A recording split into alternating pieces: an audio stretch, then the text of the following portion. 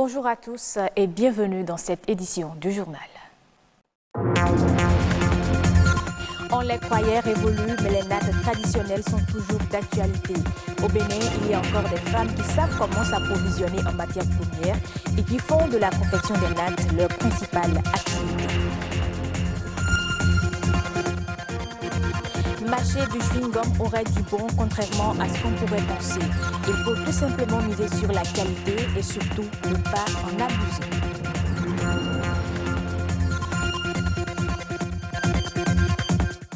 Et puis la télémédecine, un outil indispensable dans la médecine de pointe.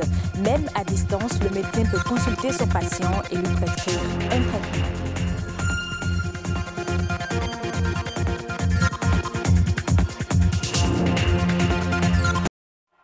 La natte traditionnelle est fabriquée localement. Dans nos sociétés, elle revêt un caractère culturel et cultuel. En dehors d'en avoir une vague idée, on peut se poser des questions sur la matière première, les outils ou même le processus de fabrication de la natte traditionnelle. Ce reportage que vous allez suivre vous donne beaucoup plus de détails. C'est une réalisation de Bernardin Soglonou et de Lazare Migan, présentée par Marcel Arossi. Les nattes traditionnelles, encore appelées Zan en fond, Ani en Yoruba et Tengere en Dindi, sont utilisées dans nos maisons et dans certains lieux de culte pour plusieurs usages. Pour fabriquer la machine, nous prenons le bois, le clou et le fil. Le jonc et le colorant sont les autres matières.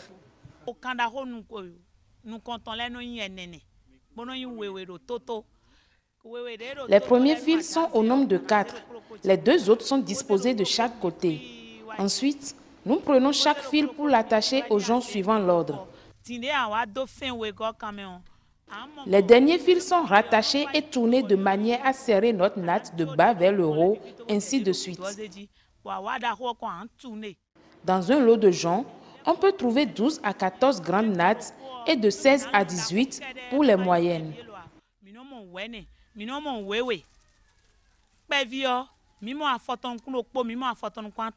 Les bas-fonds sont des principales sources d'approvisionnement où l'on trouve la matière première pour confectionner une natte. Les prix varient de 600 à 1500 francs CFA selon leur variété et leur coloration qui ne laisse personne indifférente. Ce sont les hommes qui rentrent dedans et arrangent ça. Et vont sécher ça très bien. Très bien. La femme ne rentre pas. On a bien quoi, mais tu mets sur le feu pour colorer. Tu chauffes l'eau. Ça doit bouillir. Les deux coquins, ça va jusqu'à ce milieu-là, à ce moment-là, il ne rate plus de microbes. Il y a le pied, il y a la queque.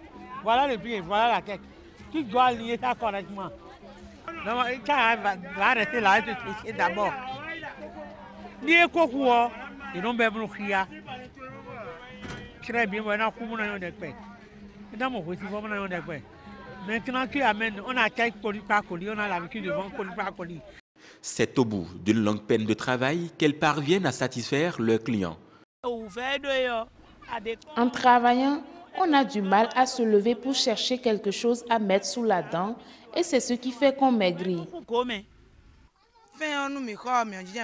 Ce travail donne les maux de hanche et on a souvent mal aux yeux.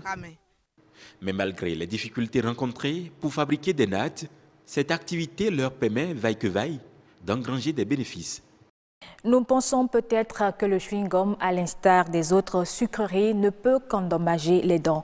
Mais aussi surprenant que cela puisse paraître, il en existe qui sont bons pour leur santé et leur hygiène. Il faut tout simplement savoir choisir.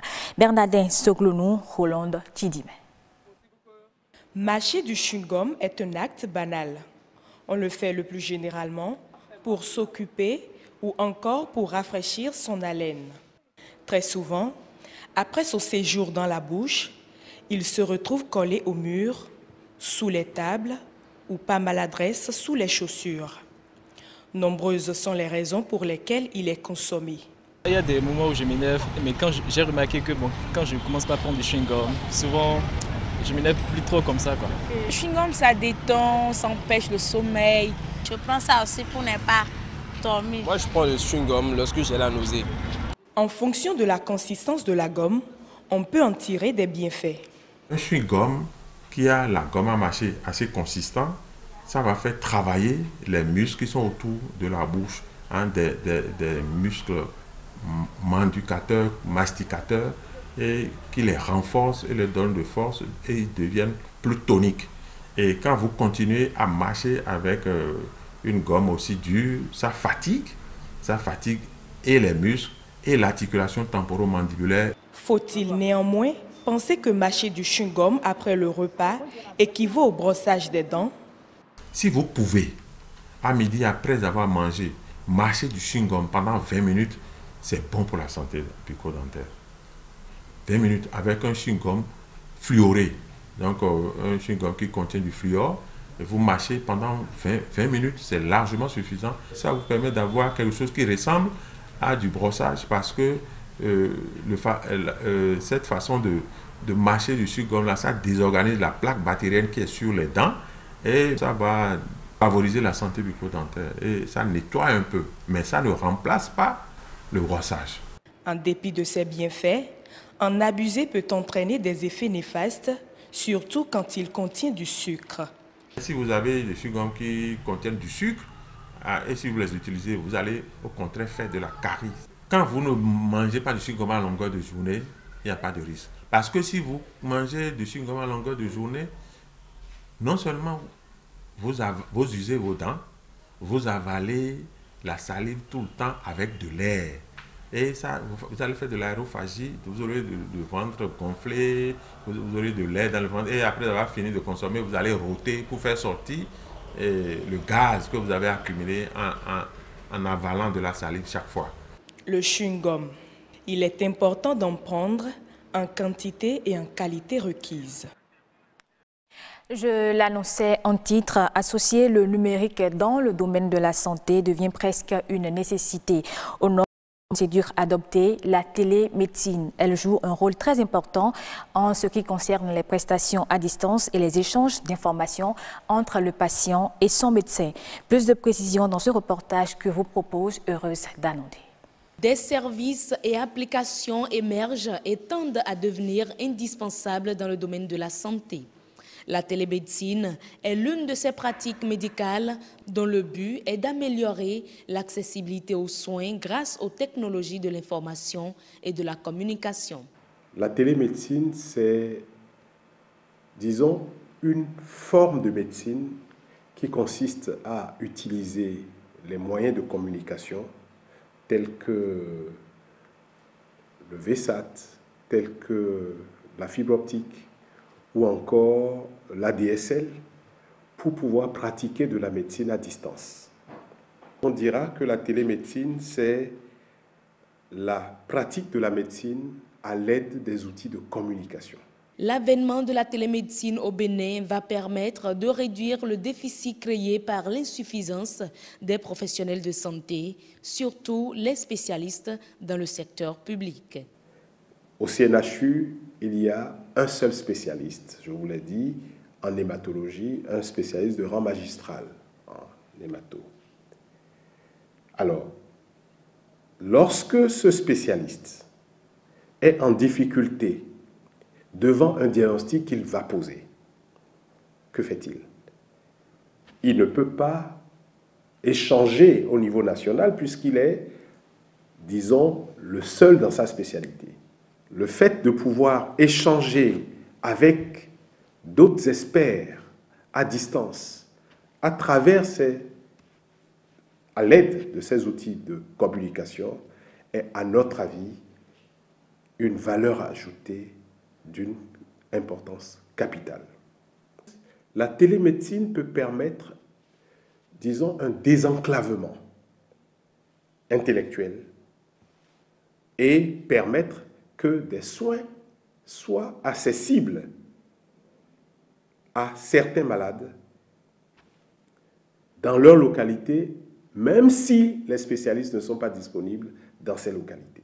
La pratique de la télémédecine au Bénin pourrait également soulager le budget national du coût élevé des évacuations sanitaires à l'extérieur du pays. Pour exemple, la télémédecine appliquée aux patients va permettre de réaliser 2,6 milliards d'euros d'économies par an d'ici l'horizon 2020 en France, selon l'Organisation mondiale de la santé. Sur la base du temps gagné, du nombre de vies sauvées et ainsi de suite, sans parler d'argent, vous pouvez imaginer ce que ça apporte. L'utilisation des technologies électroniques, informatiques et de communication dans les domaines de la santé au Bénin ne présenterait que des avantages.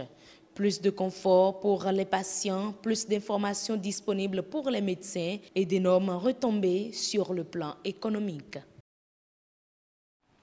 Toute autre information à présent, Odyssée, la plateforme de connexion entre les développeurs de mini-centrales électriques et les investisseurs, a annoncé avoir surpassé 550 projets inscrits. Ces projets attendent désormais la mobilisation de leurs fonds de mise en place de 500 millions de dollars, soit 275 milliards de francs CFA. L'ensemble des projets va permettre d'électrifier environ 275 000 nouveaux consommateurs avec une puissance de production d'environ 150 MW. Les centrales concernées sont solaires, éoliennes, hydroélectriques, mais aussi à biomasse. Elles seront réparties dans 21 pays d'Afrique. Les 8 premières centrales solaires du Gabon entreront en activité en septembre 2019. L'accord entre la filiale française Engie et la Caisse de dépôt et consignation du Gabon qui finance ce projet pilote a été signé le 6 août à Libreville. Les centrales vont produire de l'énergie photovoltaïque d'une puissance cumulée de 2,2 MW avec un dispositif de stockage intégré. Elles seront implantées dans plusieurs villes et vont permettre une économie d'1 litre de pétrole par an. Fin de ce journal. Merci de l'avoir suivi. Je vous retrouve avec plaisir à 19h45 pour d'autres informations.